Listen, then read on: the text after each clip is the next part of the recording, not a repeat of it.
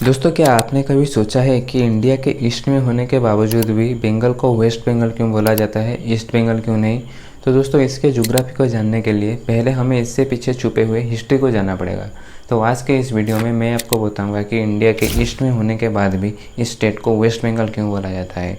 तो चलिए वीडियो में आते हैं।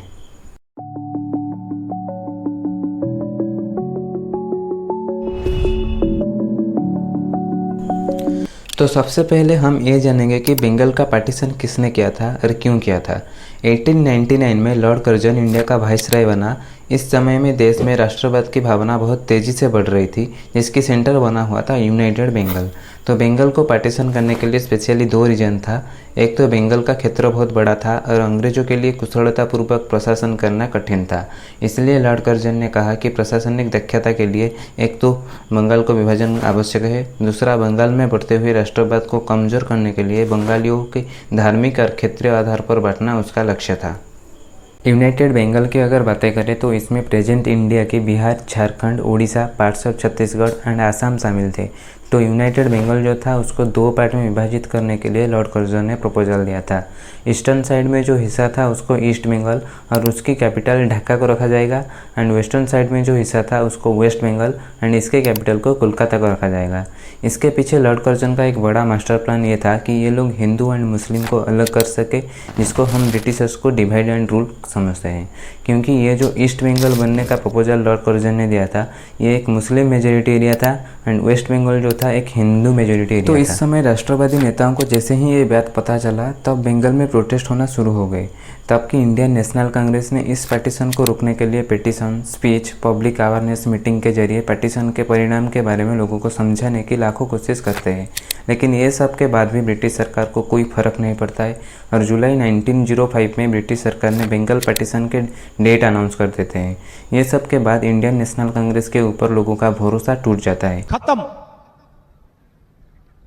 Bye bye, tata, goodbye, गया। इसके बाद प्रसिद्ध नेता लाल बाल पाल यानी लाला लाजपत राय, बाल गंगाधर तिलक एंड बिपिन चंद्र पाल एंड कई प्रसिद्ध नेताओं के नेतृत्व में बंगाल पेटिशन का against Swadeshi and boycott movement शुरू होता है, जिसके लक्ष्य ये था कि ब्रिटिश से आने वाले हर चीज़ों को बहिष्कार करके इंडियन मेड प्रोडक्ट का प्रमोट करना। एंड इसी टाइम बहुत सारी फैक्ट्री, स्कूल एंड कॉलेज की सेटअप भी होता है ताकि इंडिया में ब्रिटिश से आते हुए सारे प्रोडक्ट चीज़ बन सके। लेकिन ये सब होने के बाद भी 16 अक्टूबर 1905 को ब्रिटिश सरकार द्वारा बंगाल का पार्टीशन कर दिया जाता है। ईस्टर्न साइड के हिस्सा को East Bengal and western side के हिस्सा को वेस्ट बंगाल नाम दिया जाता है, जो स्टेट आज भी इंडिया के ईस्टर्न साइड में आता है। अब आपको ये समझ आ गया होगा कि इंडिया के ईस्टर्न साइड पे होने के बाद भी इसको हम वेस्ट बंगाल क्यों बोलते हैं। यस, क्योंकि ये बंगाल प्रेसिडेंसी के वेस्ट में आता था एंड इसके नामकरण 1912 पे ही हो चुका था। तो अभी दोस्तों आप ये बोलोगे कि ये तो अभी वेस्ट बंगाल का मैप नहीं दिख रहा। जी हाँ दोस्तों, इसके बाद भी कई बार बंगाल का रीयूनाइट एंड पार्टीशन हुआ है, जो कि मैं आपको आगे वीडियो में बताऊंगा।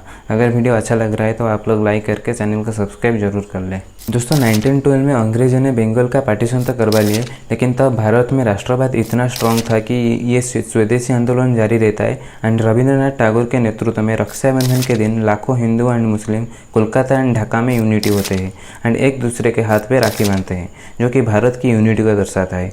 इस ताबड़तोड़ प्रोटेस्ट एंड यूनिटी के वजह से फिर से 1912 में बंगाल का रीयूनाइट होता है एंड हिंदू मुस्लिम नहीं बल्कि लैंग्वेज के बेसिस पे इसका अगेन पार्टीशन हो जाता है, जहां ईस्ट बंगाल को वापस बंगाल प्रेसिडेंसी से मिलाया जाता है।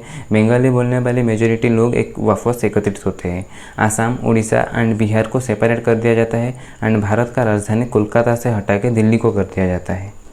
लेकिन दोस्तों, इसके बाद धीरे धीरे भारत में हिंदू एंड मुस्लिम कम्युनिटीज़ में रिलीजियस टेंशन बढ़ता हुआ दिखाई दिया, जिसकी डिमांड था एक सेपरेट मुस्लिम कंट्री। तो ये हिंसा को बढ़ते हुए देखे लॉर्ड लुईस माउंटबेटन 3 जून 1947 को पार्टीशन का अनाउंस करता है।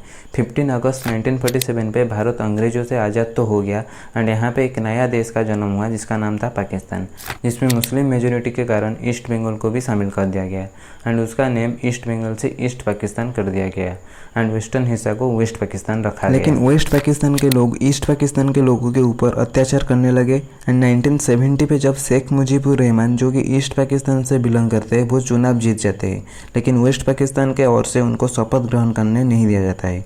इसके बाद शेख मुजीबुर रहमान ने जब ईस्ट पाकिस्तान को एक अलग सी देश बनाने का स्पीच दिए तो पाकिस्तान के आर्मी उनको अरेस्ट कर लेता है एंड वेस्ट पाकिस्तान पर रख देते हैं एंड ईस्ट पाकिस्तान से ऊपर अत्याचार करने लगते हैं। तब ईस्ट पाकिस्तान ने इंडिया को मदद मांगता है एंड पड़ोसी के खातिर इंडिया उनको बचाने पाकिस्तान से जंग भिड़ जाते हैं एंड जंग जीत भी जाते हैं। फिर 1971 में शेख मुजीबुर रहमान को पाकिस्तान से स्वतंत्रता कर दिया जाता है एंड बांग्लादेश को एक स्वतंत्रता मिल जाती है एक न्यू देश में, जिसकी राजधानी रखा जाता है ढाका को। तो यहीं से शुरू होता है एक नया देश बांग्लादेश की। तो आशा करता हूँ कि दोस्तों इस वीडियो में आपको बंगाल का कितना बार पार्टीशन किया गया था इसकी कंप्लीट जानकारी आपको मिल गई होगी। अगर इस वीडियो से कोई परेशानी है तो आप हमें कमेंट सेक्शन में ज़रूर बताएं और इस वीडियो को ज़्यादा से ज़्यादा लाइक एंड शेयर ज़रूर कीजिए। और ऐसे ही इंटरेस्टिंग वीडियो आप आगे देखने के लिए हमारे चैनल सब्सक्राइब करके बेल आइकन ज़रूर प्रेस करें। Thank you.